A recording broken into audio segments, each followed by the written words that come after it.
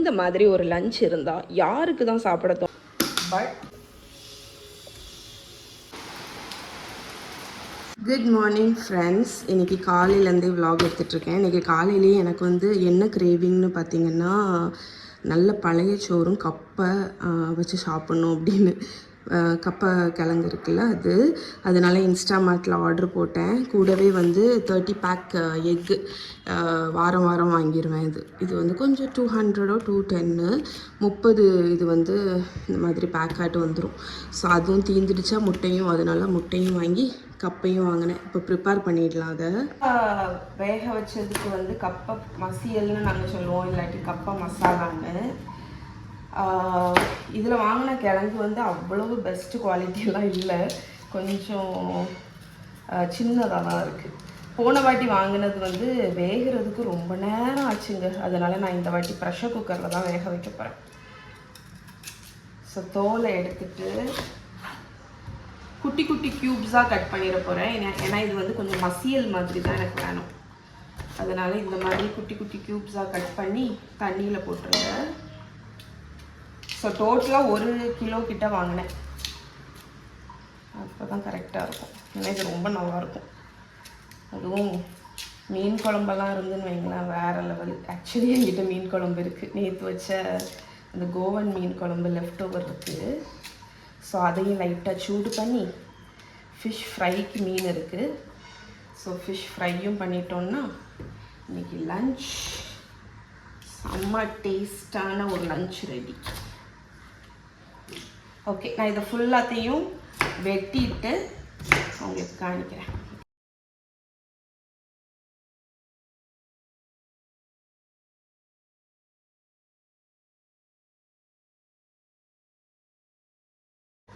Okay friends, so நம்மளோட கப்பா மசாலாவுக்கு cut பண்ணியிருக்கிற கப்பையில் தண்ணி ஊற்றிக்கோங்க. உப்பு இப்போ போட வேண்டாம், ஏன்னா வெந்ததுக்கப்புறம் உப்பு போட்டால் போதும். ஸோ முங்குற அளவுக்கு தண்ணி ஊற்றி மூடி போட்டு நான் ஒரு 2 விசில் வச்சு எடுத்துட போகிறேன். ஓகே, நேற்று எவ்வளவு சன்னியாக இருந்துச்சுங்க. திடீர்னு மழை வந்துட்டு எங்கள் ஊரில். நேற்று நைட்டு சரியான மழை. நல்லாலாம் துணியை எடுத்து உள்ளே வச்சேன், இல்லாட்டி துணி ஃபுல்லாக நனைஞ்சிருக்கும். காலையிலையுமே நல்ல கருத்து தான் இருந்து, நல்லா மழை பெஞ்சிருந்து. ஸோ நான் ஒரு 2-3 விசிலே நம்ம கப்பா வச்சு விட்டுட்டேங்க. நல்லா காலம் நான் ஆக்சுவலி ப்ரெஷர் குக்கரில் குக் பண்ணேன். ஏன்னா 2-3 விசில் வச்சதுக்கப்புறம் தான் இது நல்லா சாஃப்டாக வெந்திருக்கு பார்த்துக்கோங்க. டேரெக்டாக நான் ஆனால் குழையும் இல்லை பாருங்கள். டேரெக்டாக மட்டும் நான் குக் பண்ணியிருந்தேன்னா கண்டிப்பாக ரொம்ப நேரம் ஆகிருக்கும். அது கேஸும் வேஸ்ட்டு தான். ஸோ நான் என்ன பண்ண போகிறேன்னா, இந்த கொஞ்சம் தண்ணியை மட்டும் வடிச்சிட்டு வரேன். ஓகே, ஸோ கொஞ்சம் தண்ணி வச்சுருக்கேன். நான் இதில் யூஸ்வலாக நான் என்ன பண்ணுவேன்னா, தேங்காய் அரைச்சி விடுவேன். நீங்கள் அது பண்ணலாம். அதாவது தேங்காய், ஜீரகம், வரமிளகா, 2 பல்லு பூண்டு, கொஞ்சம் 2 சின்ன வெங்காயம் வச்சு அரைச்சி அதை விடலாம். ஆனால் நான் இன்றைக்கி மீன் குழம்பு இருக்குதுன்னு சொன்னேன் பார்த்தீங்களா, அது நேற்று பண்ணது கோகோனட் பேஸ்டு தானே, அதனால் இதுக்கும் தேங்காய் விட போகிறதில்ல. ஸோ நான் ஜஸ்ட் மஞ்சள் பொடியும் உப்பும் மட்டும் போட்டு மசிச்சு விட்டுற போகிறேன். ஸோ உப்பு நம்ம வேக வைக்கும்போது போடலை, அதனால் மஞ்சள் பொடியும் உப்பு இப்போ சேர்த்துட்டு நல்லா கலந்துட்டு ஜஸ்ட் கருவேப்பிலையும் இது தேங்காய் எண்ணெயும் மட்டும் 1 ஸ்பூன் மணத்துக்கு விட போகிறேன். ஸோ மஞ்சள் பொடியும் உப்பும் போட்டு நல்லா இந்த மாதிரி குழச்சி விட்டுட்டு ஒரு கொதி வரட்டும். அப்போ தான் நல்லா குழைவாக இருக்கும் உங்களுக்கு. ஓகே, நம்மளோட கப்பை நல்லா கொதிச்சாச்சுங்க. நல்ல குழைவாகவும் வந்தாச்சு. இந்த டைமில் கருவேப்பிலை இந்த மாதிரி பிச்சு போட்டுருங்க. இந்த பர்டிகுலர் கப்பை இருக்குல்ல, ஜஸ்ட் பாயில்டு கப்பை எதுக்கு நல்லாயிருக்கும்னா, கஞ்சிக்கு இந்த மாதிரி பழையதுக்கெல்லாம் நல்லாயிருக்கும். 1 ஸ்பூன் தேங்காய் எண்ணெய், அவ்வளோதான். அடுப்பு அணைச்சிடலாம். நல்லா மிக்ஸ் பண்ணிடுங்க. ஆக்சுவலி உண்மையிலே இது சிம்பிள் ஃபுட்டு, ஆனால் அவ்வளோ டேஸ்ட்டாக இருக்குங்க. நீங்கள் ஒரு தடவை ட்ரை பண்ணி பாருங்கள். அதுவும் இந்த காம்பினேஷனில் நான் இன்றைக்கி பண்ணுறேன்ல, அந்த காம்பினேஷனில். இங்கே நான் என்ன வச்சுருக்கேன்னா, சாலை மீன். நேற்று சாலை மீன் வாங்கினது க்ளீன் பண்ணது இருந்துச்சா, சாரி ஃப்ரை மாதிரி பண்ணிடலாம் அப்படின்னு க்ளீன் பண்ண சாலை மீன், மஞ்சள் பொடி, இஞ்சி பூண்டு பேஸ்ட்டு, கருவேப்பிலை, சில்லி பவுடர், கொஞ்சம் கரம் மசாலா தூள், அதுக்கப்புறம் உப்பு போட்டிருக்கேன். அதுக்கப்புறமா லெமன் ஜூஸ். இது தாங்க என்னோட ஃபேவரட் மீன் மேரினேஷன். இஞ்சி பூண்டு பேஸ்ட்டும் கரம் மசாலா தூளும் இல்லாமல் நான் மேரினேட்டே பண்ண மாட்டேன் ஃபிஷ்ஷை. எனக்கு என்னமோ நிறைய பேர் அது போடவே மாட்டாங்க, ஆனால் எனக்கு அது போட்டால் தான் பிடிக்கும். நீங்கள் எல்லோரும் நினைக்கலாம் இது சிக்கனுக்கு தானே போடுவாங்க அப்படின்னு. பட் நீங்கள் ஒரு தடவை ஃபிஷ்ஷுக்கு ட்ரை பண்ணி பாருங்களேன். அந்த ஒரு ஃபிஷ்ஷி ஸ்மெல் வரும். பர்சனலி எனக்கு பிடிக்காது அது. அந்த ஃபிஷ்ஷி ஸ்மெல் வராமல் இருக்கிறதுக்கு வந்து இஞ்சி பூண்டு பேஸ்ட் ஒரு ஸ்பூன், கரம் மசாலா தூள் வந்து நிறைய போடக்கூடாது, ஒரு 1/2 டீஸ்பூன். ஸோ இந்த இது நீங்கள் எந்த ஃபிஷ்ஷு வேணாலும் யூஸ் பண்ணிக்கலாங்க. இது இப்போ வந்து இருக்கட்டும், நான் லஞ்சு சாப்பிடும்போது இதை ஃப்ரை பண்ணிக்க போகிறேன். ஸோ நம்ம ஃபிஷ் மேரினேஷன் முடிஞ்சாச்சு. இது நேற்று உள்ள அந்த லெஃப்ட் ஓவர் மீன் குழம்பை வற்ற வைக்க போகிறேன். ஸோ நம்மளோட குழம்பு இருந்து வற்றட்டும் கொஞ்சம். வாவ், இங்கே மழையை பாருங்க. கல்லு டக்குன்னு மழை வந்துருச்சு. Okay,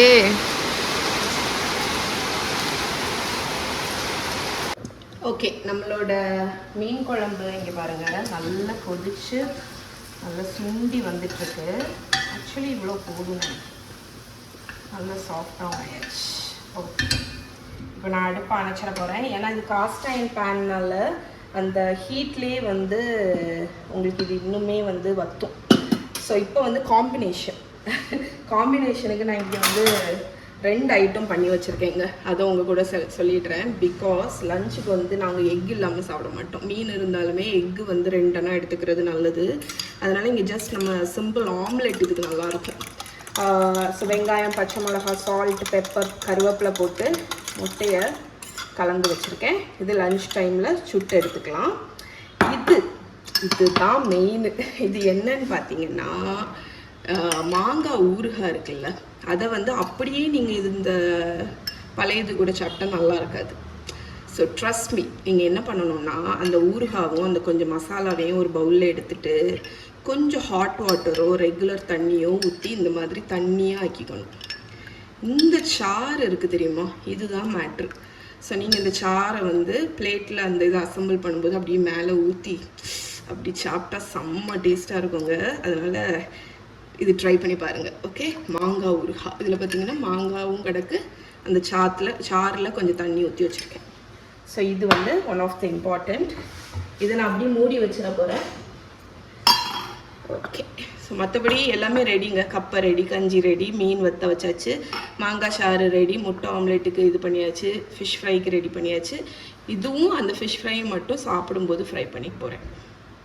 okay friends, lunch time வரப்போகுது. இப்போ நம்ம வந்து மேரினேட் பண்ணி வச்சுருக்கோங்க. இந்த ஃபிஷ்ஷை வந்து ஃப்ரை பண்ணிடலாம்.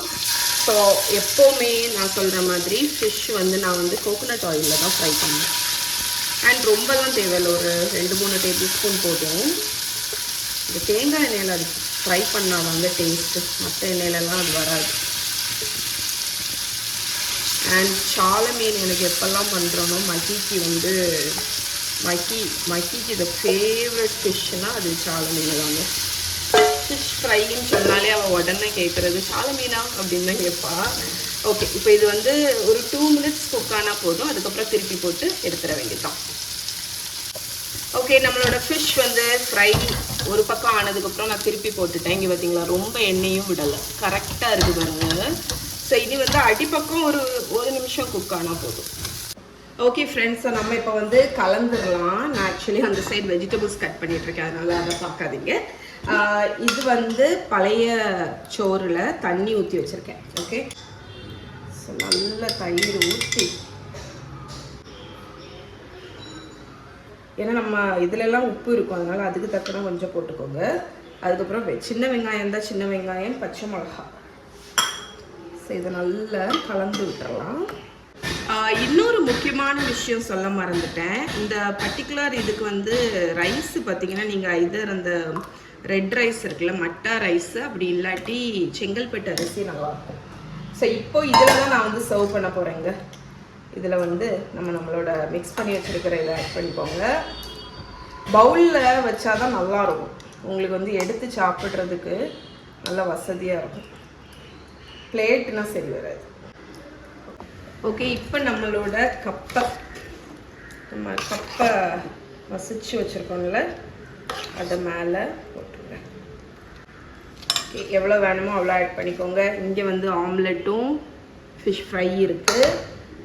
அதுக்கப்புறமா நம்மளோட மாங்காய் கலந்து வச்சோம்ல அந்த சாறு. ஓகே, நம்ம சுண்டை வச்ச மீன் குழம்பு. இது தாங்க லஞ்சு. ஓகே, நம்மளோட பழைய சோறு, கப்பை, மாங்காய் தண்ணி, மீன் குழம்பு, சுண்டை வச்சது, ஆம்லெட், ஃபிஷ் ஃப்ரை. இந்த மாதிரி ஒரு லஞ்ச் இருந்தால் யாருக்கு தான் சாப்பிட தோணுது? கம்ஃபர்ட்டிங் லஞ்சுங்க. ட்ரை பண்ணி பாருங்கள். ஓகே, லஞ்சு முடிச்சுட்டு இப்போ நான் என்ன பண்ணிகிட்ருக்கேன்னு பார்த்தீங்கன்னா, காய்கறி வந்து ஒரு 2-3 காய்கறி வாங்கினேன்னா அதை கட் பண்ணி வைக்கலைங்க. கட் பண்ணி வைக்காததுனால அதை யூஸ் பண்ணவே எனக்கு தோணலை. ஒரு 4-5 நாள் பேக்லேயே இருந்து லைட்டாக வாட ஆரம்பிச்சிட்டு, அதனால அதை கட் பண்ணி வச்சிடலாம் அப்படின்னு நினச்சேன். ஏன்னா கட் பண்ணி வச்சோன்னா நம்ம காலையில் லஞ்ச் பாக்ஸுக்கும் சரி, நம்ம வீட்டுக்கு லஞ்சுக்கும் சரி ஈஸியாக எடுத்து டக்குன்னு போட்டு ஒரு பொரியலோ தோரனோ பண்ணிடலாம். அதுலேயும் மெயினாட்டு பார்த்தீங்கன்னா வெண்டைக்காயெலாம் நீங்கள் கட் பண்ணி கீழே ஒரு டிஷ்யூ பேப்பர் நல்லா கழுவி வெண்டைக்காவை தொடச்சி கட் பண்ணி கீழே ஒரு டிஷ்யூ பேப்பர் போட்டு மேலேயும் ஒரு டிஷ்யூ பேப்பர் போட்டு நீங்கள் ஃப்ரிட்ஜில் வச்சுட்டிங்கன்னா அந்த ஃப்ரெஷ்ஷாக கட் பண்ணும்போது ஒரு கொழகொழப்பு இருக்கும் தெரியுமா வெண்டைக்காயில், அது இருக்காது. ஸோ இது நான் எங்கள் அம்மா கிட்ட இருந்து லேர்ன் பண்ண ஒரு டிப்பு. எங்கள் அம்மா எப்போவுமே கட் பண்ணி தான் வைப்பாங்க. பச்சை மிளகா கழுவி காம்பை எடுத்துட்டு டிஷ்யூ பேப்பர் போட்டு மூடி வச்சுருங்க, ஃப்ரெஷ்ஷாகவே இருக்கும். இப்போ நான் வந்து என்ன பண்ணுறேன்னா கோவக்காய் கழுவி இங்கே டவலில் போட்டு வச்சுருக்கேன். இதையும் ஸ்லைஸ் பண்ணி வச்சுட்டேன்னா நாளைக்கு லஞ்ச் பாக்ஸுக்கு பிள்ளைகளுக்கு வந்து பொரியல் செஞ்சு கொடுத்தா வசதியாக இருக்கும். ஸோ எப்போவுமே கட் பண்ணி வைக்கும்போது அந்த கண்டெய்னரில் கீழே வந்து ஒரு டிஷ்யூ பேப்பர் ஏதாவது போட்டுருங்க. ஏன்னா அந்த எக்ஸ்ட்ரா தண்ணி ஏதாவது இருந்தாலும் இந்த டிஷ்யூ பேப்பர் வந்து அப்சர்வ் பண்ணிடுங்க. ஸோ எனக்கு வந்து இன்றைக்கி கோவக்காவையும் கட் பண்ணி வச்சிட போகிறேன். இங்கே பார்த்தீங்கன்னா பீன்ஸும் வச்சுருக்கேன். ஏன்னா கட் பண்ணி வைக்கலைன்னா அந்த காய் வந்து நம்ம சில சமயம் யூஸ் பண்ணுறதுக்கு மடிச்சிடும். கோவக்காய் பாருங்கள் பழுக்கவே ஆரம்பிச்சிருச்சு. நீங்கள் இந்த மாதிரி இருந்தால் யூஸ் பண்ணுவீங்களான்னு சொல்லுங்கள். நான் யூஸ் பண்ணுவேன். பழம் தானே, காய் வந்து கோவை பழம் ஆயிடுச்சு.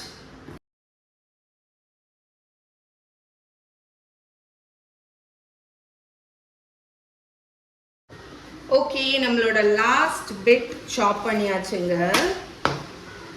சாப் பண்ணி மேலே ஒரு டிஷ்யூ பேப்பர் போட்டு வச்சுட்டோன்னா வேலை முடிஞ்சு. ஆக்சுவலி இது வந்து ஒரு 10 நிமிஷம் வேலை தான், பட் உங்களுக்கு வீக்குக்கு ரொம்ப ஹெல்ப் பண்ணும். ஸோ வெண்டைக்காய், கோவக்காய், பீன்ஸ் அண்ட் பச்சை மிளகா. ஸோ யூஸ்வலாக வீக்லி இந்த வெஜிடபிள்ஸ் வாங்கும்போது உடனே இந்த மாதிரி கட் பண்ணி வைப்பேன். லாஸ்ட் வீக் பண்ண முடியல. ஏன்னு பார்த்தீங்கன்னா மாறனோட பர்த்டே இருந்துச்சு, அதனால சண்டே அங்கே போயிட்டேன். அண்ட் மார்னிங்லேருந்தே கொஞ்சம் லேசியாகவே தான் இருந்தேன். இன்னும் கொஞ்சம் வேலையெல்லாம் இருந்துச்சு, அதெல்லாம் முடிக்க வேண்டியிருந்ததுனால பண்ண முடியல. ஸோ இன்றைக்கி செஞ்சாச்சு. இன்னும் ஒரு 2-3 நாள் நமக்கு பிரச்சனை இல்லை. லஞ்ச் பாக்ஸ்க்கு வந்து ஈஸியாக வதக்கி பேக் பண்ணி முடிச்சிடலாம். So highly recommend. இது வந்து ஒரு எக்ஸ்ட்ரா ஸ்டெப்பு தான், பட் ரொம்ப ரொம்ப ரொம்ப ஹெல்ப்ஃபுல்லாக இருக்கும் உங்களுக்கு. ஓகே ஃப்ரெண்ட்ஸ், இன்றைக்குள்ள லாஸ்ட் ஒரு வேலை செஞ்சு முடிக்கணுன்றது என்னன்னு பார்த்தீங்கன்னா களி. இந்த மகா வந்து கொஞ்ச நாளாகவே களி செஞ்சுதான்னு கேட்டுகிட்டே இருந்தாலும், அதனால களி செஞ்சிடலாம் அப்படின்னு நினச்சேன். கொஞ்ச நாள் முன்னாடி கருப்பட்டி பாகு வந்து எடுத்து வச்சுருந்தேன். ஸோ அதனால் அதையும் யூஸ் பண்ணிடுவோம் அப்படின்னு சொல்லிட்டு அதை வந்து நான் ஆல்ரெடி கரைச்சி வடிகட்டி தான் எடுத்து வச்சுருக்கேன். ஸோ ஒரு 2-2.5 கப்பு இருக்கும். ஸோ இதில் பார்த்தீங்கன்னா நான் ஒரு 1.5 கப் அளவுக்கு கருப்பட்டி பொடிச்சதை எடுத்து ஒரு 2.5 கப் அளவுக்கு தண்ணி ஊற்றி காய்ச்சி வடிகட்டி இப்போ கொதிக்க வச்சிட்ருக்கேங்க. அதுதான் கணக்கு. ஸோ இதுக்கு வந்து நான் வந்து 1.5 கப்பு கருப்பட்டி எடுத்திருக்கேன்ல, இதுக்கு நீங்கள் வந்து ஒரு 1.5லேருந்து 2 கப் வரைக்கும் மாவு போட்டுக்கலாம். இனிப்பு குறைவாக வேணும்னா 2 கப்பு போட்டுக்கோங்க. இனிப்பு கரெக்டாக இருக்கணும், கொஞ்சம் ஜாஸ்தியாக வேணும் அப்படின்னா 1.5 கப்பு போட்டுக்கோங்க. ஓகே, ஸோ இப்போ அது கொதிச்சுட்ருக்கிற டைமில் களிமாவு பற்றி சொல்லிடுறேங்க. இது என்னோட ஹோம்மேட் வெர்ஷன். இது வந்து ட்ரெடிஷ்னல் வெர்ஷன் கிடையாது. இது நான் வந்து இப்போ ரீசெண்டாக பண்ண ஆரம்பித்தது. இதை நான் தனியாக ஒரு வீடியோவே போடுறேன். இது வந்து நம்ம ட்ரெடிஷ்னலை விட டபுள் பங்கு ஹெல்த்து. இந்த மாவு வந்து என்னன்னு பார்த்தீங்கன்னா என்னோட ஹோம்மேட் களி மாவு. எழுதி வச்சுருக்கேன் பாருங்க, மறந்துடும் இல்லாட்டி. ஸோ இதில் வந்து என்ன இருக்குன்னா, ஒரு கப்பு அளவு நான் உங்களுக்கு சொல்கிறேன், மற்றபடி நான் உங்களுக்கு தனியாட்டு ஒரு வீடியோவே போடுறேன். ஒரு கப்பு கவுனி அரிசி, 1.5 கப்பு தொலியோடி உள்ள கருப்பு உளுந்து, 1 டீஸ்பூன் வெந்தயம், இவ்வளோத்தையும் அதுக்கப்புறம் ஒரு 3லேருந்து 4 ஏலக்காய். ஸோ 1 கப்பு கவுனி, 1.5 கப்பு கருப்பு உளுந்து, தோலோடி உள்ள உளுந்து, உடைச்சதும் போட்டுக்கலாம் உடைக்காததும் போட்டுக்கலாம், 1 டீஸ்பூன் வெந்தயம், ஒரு 3லேருந்து 4 ஏலக்காய். நல்ல ட்ரை ரோஸ்ட் பண்ணிக்கோங்க. ஒரு நிமிஷம் கதவை திறந்துட்டு வரேன், சரியான காத்துங்க இங்கே. ஸோ ட்ரை ரோஸ்ட் பண்ணிவிட்டு மிக்சியில் போட்டு பவுடர் பண்ணிக்கணும். சளிக்கெல்லாம் தேவையில்லை, நான் கொஞ்சம் ஃபைனாகவே எங்கள் மிக்சி பொடிக்கும், என்கிட்ட உள்ள மிக்சி, அதனால ஃபைனாகவே இருக்குது. ஸோ நான் சளிக்கெல்லாம் இல்லை, நீங்கள் வேணும்னா சளிச்சிக்கலாம். இதுதாங்க இந்த மாவு, வேறு எதுவுமே கிடையாது. நம்ம கருப்பு கவுனி போட்டிருக்கிறதுனால ஒன்று ஃப்ளேவர், இன்னொன்று டேஸ்ட்டு, அண்ட் ரொம்ப ரொம்ப இம்பார்ட்டன்ட் ஹெல்த்து. ஸோ இப்போ வந்து நான் வந்து நம்மளோட இது பாகு பாருங்கள் நல்லா கொதிக்க ஆரம்பிச்சிருச்சு. இப்போ நீங்கள் என்ன பண்ணணும்னா தெரியும்ல, களி கிண்டுறது மாதிரி மாவை தூவினாப்பில் போட்டு கிண்டணும்.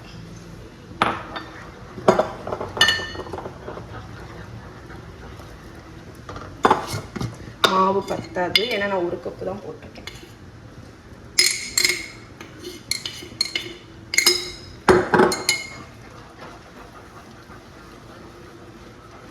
ஸோ கிண்டிக்கிட்டே இருக்கணும், களி வந்து அதுதான்.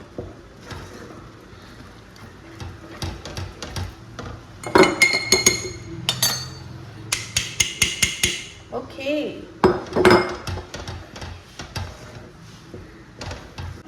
ஸோ இனி களி கிண்ட உங்களுக்கு தெரியும்ல, இதை நம்ம கட்டி இல்லாமல் நம்ம கலந்தாச்சு. நல்ல இந்த மாதிரி திக்காகி வரும்போது நல்ல செக்கில் ஆட்டின நல்லெண்ணெயை தாராளமாக ஊற்றணும். ஆனால் கொஞ்சம் கொஞ்சமாக தான் விடணும், விட்டுட்டு நீங்கள் நல்லா கிண்டிக்கிட்டே இருக்க வேண்டியதுதான்.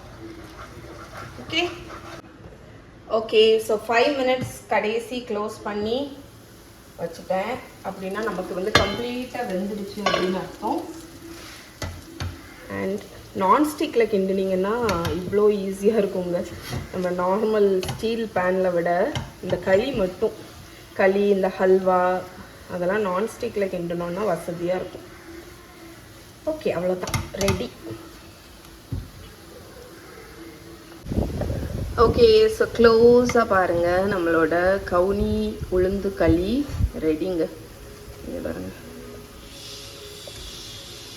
ஒட்டவே ஒட்டாது, நல்லா வெந்து சூப்பராக இருக்குது. இது ஆறினோடனே நீங்கள் வேணா உருண்டை பிடிச்சிக்கலாம், இல்லாட்டி பவுலில் வச்சு அப்படியே சாப்பிட்லாம். ரொம்ப ஹெல்த்தியும் கூட. ஓகே ஃப்ரெண்ட்ஸ், ஸோ இன்றைக்கி மார்னிங்லேருந்து ஆஃப்டர்நூன் இப்படி தான் எனக்கு போச்சு. ஸோ இன்றைக்கி என் கூட டைம் ஸ்பெண்ட் பண்ணதுக்கு ரொம்ப ரொம்ப தேங்க்ஸ். நாளைக்கு உங்களை மீட் பண்ணுறேன் இன்னொரு vlogல. பாய்.